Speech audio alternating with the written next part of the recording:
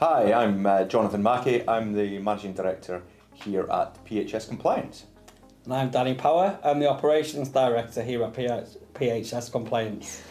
And together we form part of the leadership team of a leadership team of 5. We've also got a Finance Director, we've got a Head of Planning and Workforce Management, and we have a Commercial Lead who is responsible for all our sales activities. So Danny and I are part of that team. We work collegiately and we look to drive the business forward.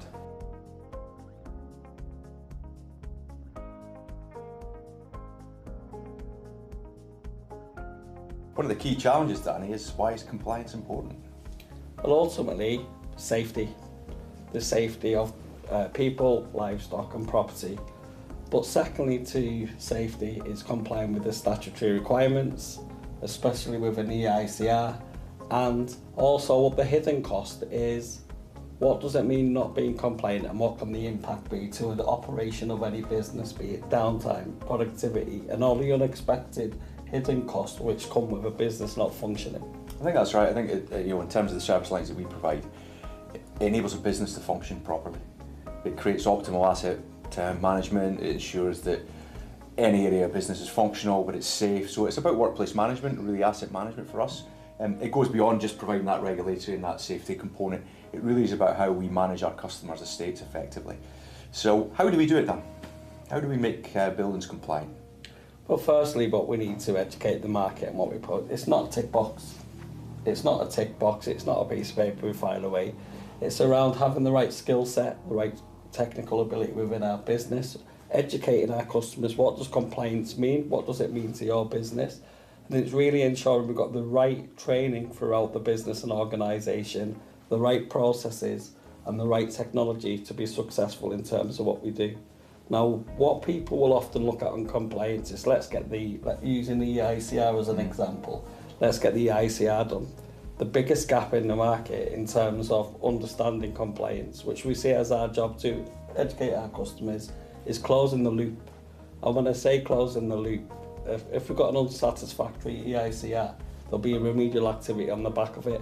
That is so commonly overlooked in terms of not closing that loop and having the relevant certification to be able to demonstrate as a duty holder, and in most cases to an insurer, we are compliant with legislation which is statutory requirement. Yeah, I think that for us it's about creating a solution with our customers, really making sure that we actually understand how a customer occupies their buildings, how their assets are used under the live environments rather than just do simple tests. So really we try to be a bit more sophisticated than perhaps other providers in our marketplace, and really develop something that's unique for our customers. So that's around productivity, it's around access, and as Danny says, it's about taking something, once we've identified potential faults, we work with our customers to take them through into how they can correct them through effective remedial actions and ensure that they're compliant but also their buildings are functional for them. So as a business, I think we're definitely best in class in terms of what we provide across all our service lines, from our electrical equipment testing and our fixed wire into our remedials, and also our fire components.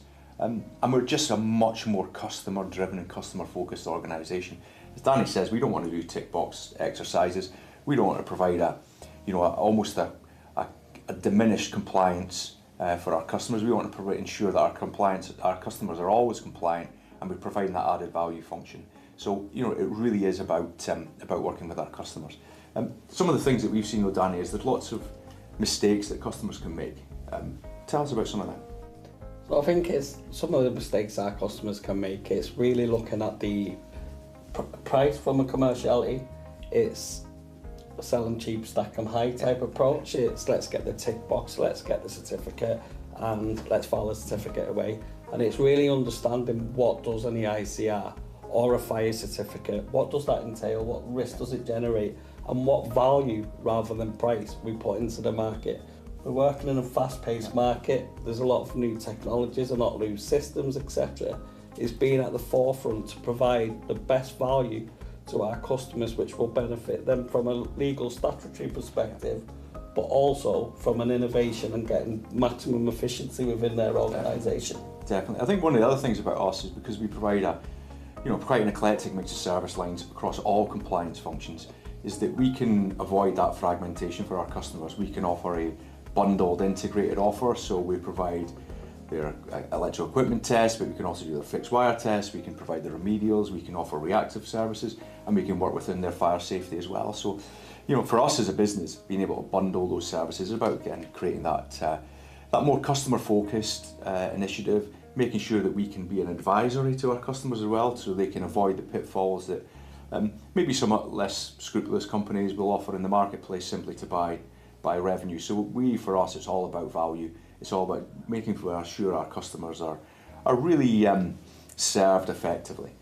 Some of the other things that we've been looking at lately, Danny, is some of the technology that we've got going on, how we can apply that to our service lines, and they can improve productivity, you know, things like AI technology, but also then kind of added value around thermal imaging, and I know you've been quite proactive in that, so we can actually test circuits that are actually under live environments rather than just simply give that fixed wire testing when circuits are isolated, which doesn't really, I mean, it gives you a compliance, but doesn't give you that added value of actually testing under pressure and under live environments. So is there anything you want to say about kind of those kind of innovations that we can bring to bear?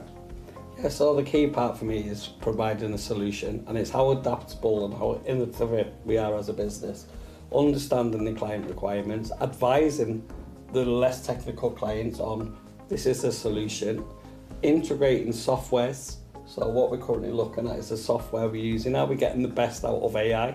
We're moving into a fast-paced AI world. Are we getting the best?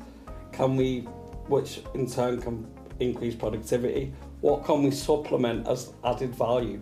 And also really about energy consumption.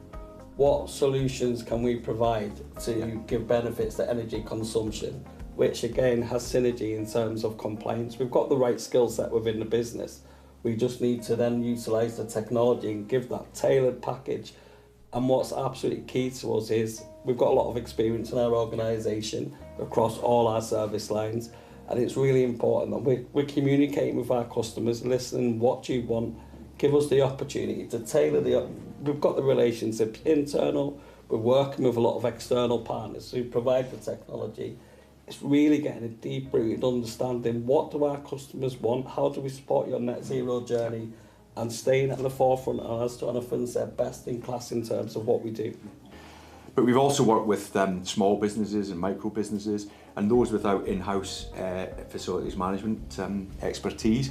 And as a consequence of that, we've got to not so much educate them, but actually work with them to ensure that they're compliant.